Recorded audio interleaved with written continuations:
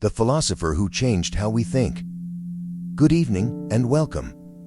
This story is not about wars, revolutions, or empires. It is about a quiet man whose ideas reshaped how humanity understands knowledge, morality, and reason itself. Immanuel Kant did not lead armies or govern nations. He rarely traveled beyond his hometown. Yet his thoughts transformed philosophy forever. Before Kant, thinkers argued whether knowledge came from experience or pure reason. After Kant, that question could never be asked the same way again. He challenged humanity to examine the limits of the mind itself. What can we know? What should we do? What may we hope for? These simple questions became the foundation of modern philosophy, ethics, and political thought. Tonight, as the world grows quieter, we explore the life of a man whose influence was immense and whose existence was remarkably ordinary.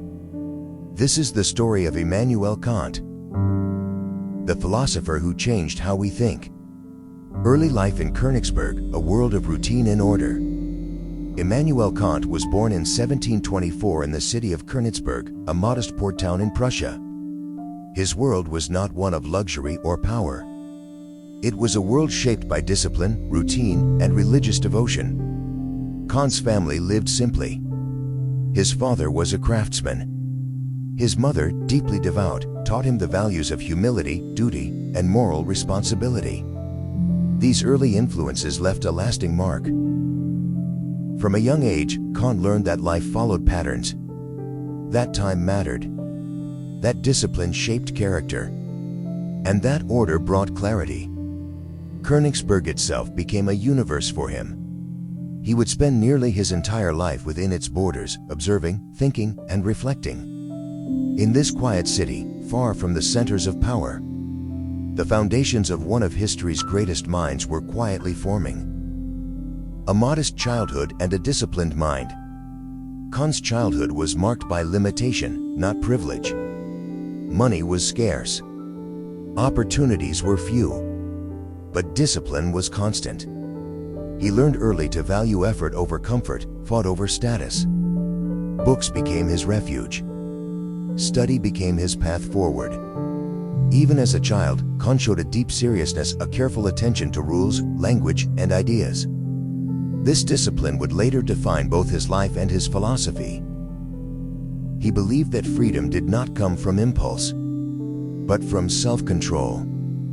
From these modest beginnings emerged a mind trained to question carefully, to think patiently, and to seek truth through reason rather than emotion. Long before his ideas changed the world, Kant learned to govern himself. Education and the awakening of philosophy. Immanuel Kant's formal education began at the Collegium Fridericianum, a strict religious school known for discipline rather than creativity. The days were long, the rules uncompromising, and the expectations severe. Yet within this rigid structure, Kant's mind began to awaken. He studied Latin, theology, logic, and classical texts, learning to think precisely and speak carefully. Though the environment was demanding, it trained him to value clarity, order, and intellectual responsibility. These early habits would later define his philosophical method. At the University of Königsberg, Kant encountered a wider world of ideas. Mathematics, physics, and the emerging science of Isaac Newton captured his attention. For the first time, Kant saw how reason could explain the structure of the universe itself. Yet questions lingered. If science could explain nature, what explained the human mind? How did understanding itself work? These quiet questions marked the beginning of Kant's lifelong philosophical journey. Education did not give Kant answers, it gave him problems. And in wrestling with those problems, philosophy slowly became his calling. Not as speculation, but as a disciplined search for the limits and powers of human reason. The influence of science, reason, and Enlightenment thought. The 18th century was an age of awakening across Europe. It was the Enlightenment, a time when thinkers questioned tradition, authority, and superstition in favor of reason and evidence. Kant stood quietly at the center of this intellectual shift. The works of Newton showed him a universe governed by laws. The writings of philosophers like Leibniz and Hume forced him to confront a troubling question. If all knowledge comes from experience, can we ever be certain of anything? Hume's skepticism struck Kant deeply. He later wrote that it awoke him from his dogmatic slumber. Suddenly, the certainty of science and the doubt of philosophy stood in tension. Kant began to search for a bridge between them. He believed reason had structure, that the human mind actively shaped experience rather than passively receiving it. This insight would become revolutionary. It suggested that knowledge was not simply discovered in the world, but formed through the mind itself. In the quiet hours of study, Kant was not rejecting the Enlightenment. He was refining it, seeking a deeper understanding of reason, freedom, and responsibility. Years as a tutor, poverty, patience, and persistence. Despite his growing intellect, Kant's early adult life was marked by struggle. Financial hardship forced him to leave the university and work as a private tutor for wealthy families across Prussia. These years were uncertain and often lonely. Kant lived in other people's homes, teaching children while continuing his own studies late into the night. Progress was slow. Recognition was distant. Yet these years taught him patience. He learned to observe human behavior closely, to see how people thought, acted, and justified their choices. These quiet observations would later inform his moral philosophy. Poverty did not break Kant's discipline. If anything, it strengthened it. He followed strict routines, read relentlessly, and refined his ideas with care. Most importantly, Kant learned endurance. He accepted that great ideas require time, and that intellectual work is often invisible. When he finally returned to academic life, he did so with a mind sharpened by hardship, reflection, and perseverance. Long before fame found him, Kant learned how to wait. Kant's daily routine, a life of precision and habit. Immanuel Kant's life was governed by routine with almost ceremonial precision. Each day unfolded in the same careful order, as if time itself followed rules he quietly enforced. He woke early, worked in the morning hours, lectured at the university, ate a single modest meal in the afternoon, and walked the same path through Königsberg every day. So exact was his schedule that townspeople reportedly set their clocks by his passing. This routine was not eccentricity. It was philosophy in practice. Kant believed freedom came from self-discipline, not spontaneity. By mastering habit, he freed his mind from distraction. Order allowed thought to deepen. Repetition created stability. Stability made reason possible. Even his meals were structured as social exercises. Conversation followed rules. Excess was avoided. Everything had its place, its time, its limit. In a chaotic world, Kant built a life of control. Not to escape reality, but to understand it more clearly. His routine reflected his belief that reason flourishes within structure, and that a well-governed life creates the conditions for moral clarity. As night fell and the city grew quiet, Kant returned to study, thinking slowly, carefully, patiently. In these repeated days, nearly identical to one another, some of the most original ideas in human history took shape. The quiet scholar of Königsberg. Immanuel Kant never sought fame, travel, or political power. He lived and died in Königsberg, the city of his birth, rarely venturing beyond its boundaries. While Europe was shaken by revolutions, wars, and shifting empires, Kant remained at his desk reading, writing, lecturing, and thinking. Students came from across the region to hear him speak. His lectures were clear, structured, and demanding. He expected discipline, not admiration. Thought, not applause. Outside the classroom, Kant lived modestly. He dressed simply, spoke politely, and avoided excess. There was no dramatic personality, no public spectacle. And yet, from this quiet life emerged ideas that reshaped philosophy, ethics, politics, and learned thought itself. Kant proved that influence does not require noise. That power can exist without authority. That ideas, patiently developed, can travel farther than armies. While the world raced forward in motion and conflict, Kant worked in stillness. The quiet scholar of Königsberg changed how humanity understands knowledge, morality, and freedom without ever raising his voice. his life reminds us that sometimes the deepest revolutions happen in silence. Reason versus experience, the central question. At the heart of Immanuel Kant's philosophy lay a quiet but unsettling question. How do we truly know anything at all? For centuries, thinkers had divided into two camps.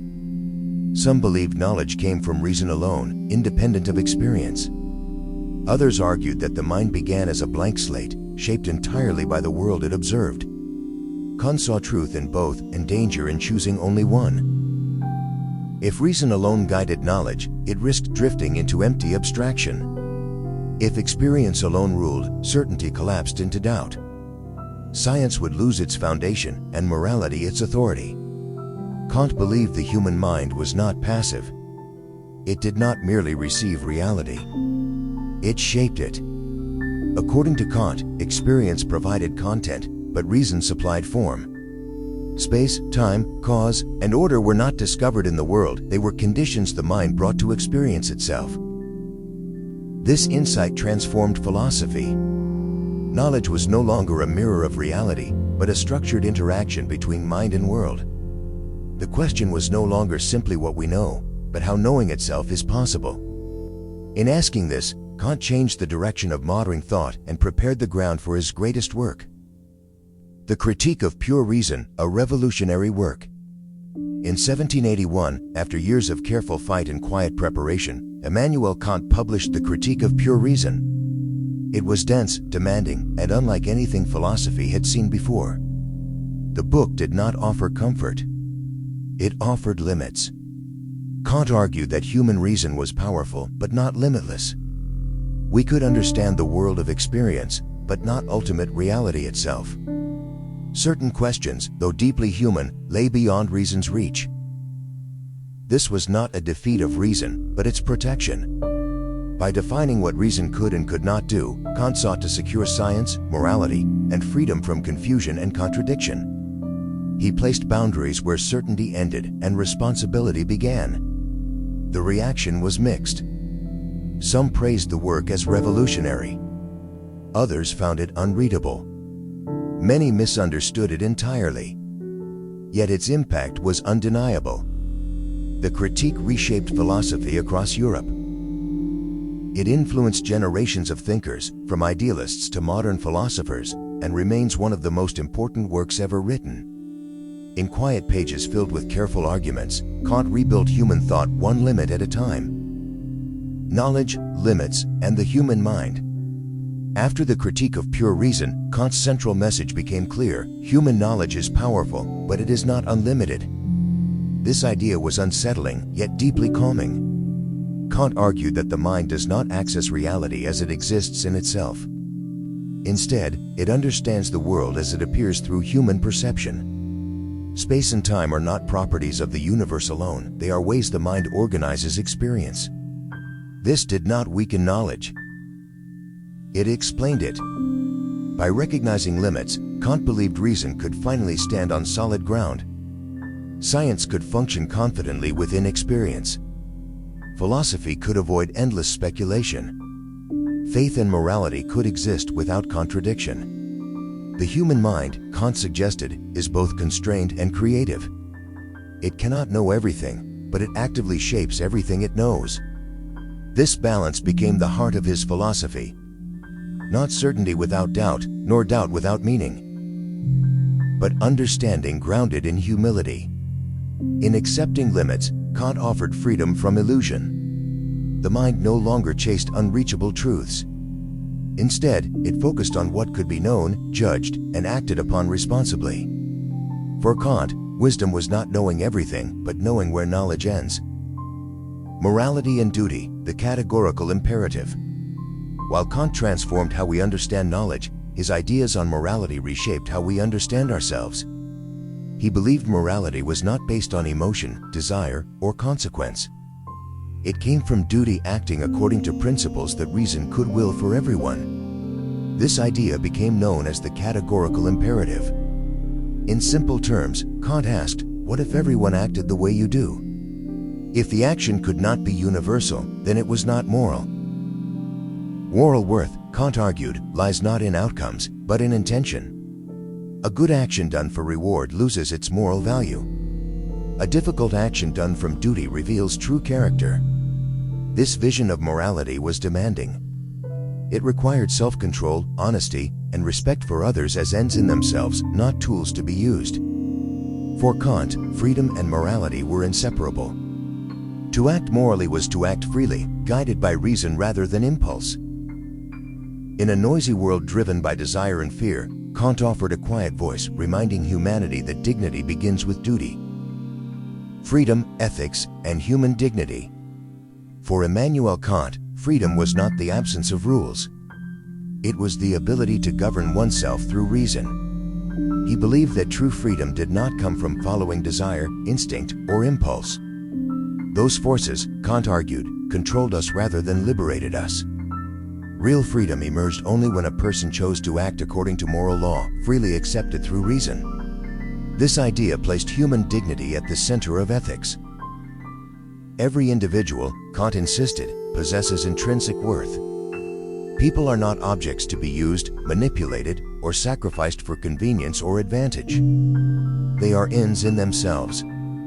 From this principle flowed a radical moral vision. Governments, laws, and institutions existed to serve human dignity, not override it. Authority had limits. Power required justification. Respect was not earned through status, but owed by virtue of being human. Kant's ethics demanded responsibility. Freedom meant accepting accountability for one's actions, even when choices were difficult or costly.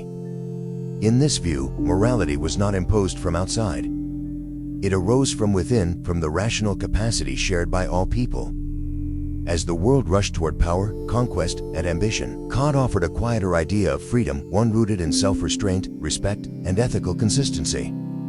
In choosing duty over desire, he believed humanity could become truly free. Religion within the limits of reason alone. Religion played an important role in Kant's world, but he approached it with careful distance and discipline. He believed faith should never contradict reason. Instead, it should support moral development and ethical responsibility. In his work Religion Within the Limits of Reason Alone, Kant argued that religion was meaningful only when it strengthened moral character. Dogma, superstition, and blind obedience concerned him deeply. He feared they replaced personal responsibility with fear or authority. True faith, Kant believed, did not demand submission, it demanded moral action. For Kant, goodness did not come from ritual or doctrine. It came from choice. A moral life mattered more than belief alone. He did not reject religion. He redefined it. Faith, in Kant's view, should guide individuals toward ethical living, compassion, and responsibility. Anything that weakened reason or excused immoral behavior lost its legitimacy. This perspective was controversial. Some saw it as a threat to tradition. Others recognized it as a bridge between belief and enlightenment. In quiet reflection, Kant sought harmony, not conflict, between reason and faith. By placing morality at the center, he offered a vision of religion grounded in dignity, conscience, and thoughtful restraint. Politics, peace, and the idea of a moral world. Immanuel Kant did not live in the halls of power, yet his ideas reached deeply into politics and international thought. He believed that reason and morality should guide not only individuals, but nations as well. In a Europe shaped by war, empire, and rivalry, Kant imagined something radically different, a moral world order. He argued that lasting peace could not be achieved through force alone. True peace required laws, cooperation, and respect for human dignity. In his essay Perpetual Peace, Kant proposed that republics, bound by laws and accountable to their citizens, were less likely to wage war. He envisioned nations governed by reason rather than ambition. Peace, for Kant, was not a natural state. It was a moral achievement, one that demanded discipline, restraint, and mutual respect. He rejected the idea that history was driven solely by power. Instead, he believed humanity was slowly moving toward ethical progress, guided by reason and shared responsibility. This hope was cautious, not naive. Kant knew progress was fragile. Yet he believed moral principles provided a direction, even when reality fell short. In the quiet logic of his writing, Kant offered a blueprint for peace, one grounded not in domination, but in duty. Fame without travel, a thinker who never left home. Despite his growing influence, Immanuel Kant never became a traveler, a revolutionary, or a public figure in the modern sense. He remained rooted in his hometown of Königsberg, walking familiar streets, observing the slow rhythm of life, and living among the same faces he had known for decades. While the world beyond his city moved with change, ambition, and chaos, Kant found stability and routine. This constancy allowed his mind to explore ideas freely, patiently, and without distraction, proving that thought does not require movement to flourish. Kant's fame spread far beyond the city he never left. Letters arrived from across Europe, carrying questions, challenges, and philosophical debates from scholars who had never met him in person. Universities incorporated his teachings, students copied his reasoning, and thinkers in distant cities engaged with his work as if he were present among them. His ideas crossed borders, traveled through books and correspondence, and influenced countless minds, all without Kant ever leaving the streets he walked daily. This stillness was not a limitation, it was focus. Kant believed that depth mattered more than distance. He showed that one could engage with the world intellectually without leaving home physically. While others sought experience through travel, adventure, or fame, Kant explored the inner structure of reason itself. His journeys were conceptual, his discoveries philosophical, and his reflections painstakingly precise. There was no grand spectacle in his life, no dramatic rise or fall. Instead, there was patience, discipline, and quiet persistence. In an age of motion and upheaval, Kant demonstrated that influence does not require visibility. Ideas, carefully nurtured and thoughtfully developed, can change the world quietly. From a small city, through a life of steady reflection, Immanuel Kant reached humanity itself without ever packing a bag. Death in Königsberg, a quiet ending. Immanuel Kant died in 1804, in the same city where he had been born nearly 80 years earlier. His life, disciplined, precise, and quietly influential, began and ended within the streets of Königsberg, a city that had witnessed his every walk, lecture, and reflection. There were no grand ceremonies, no farewells, no spectacles marking the passing of a thinker who had quietly reshaped philosophy, ethics, and human understanding. His death was as unassuming as his daily routines had been, yet it marked the conclusion of a life whose influence would travel far beyond any borders he ever crossed. Kant's final words, "Es ist gut, it is good," captured the essence of his existence. They were simple, serene, and filled with the acceptance of a life lived with discipline, thoughtfulness, and moral clarity.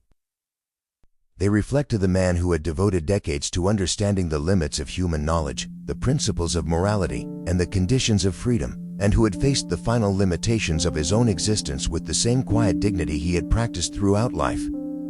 Though his body returned to the soil of Königsberg, Kant's ideas traveled across Europe and, eventually, the world.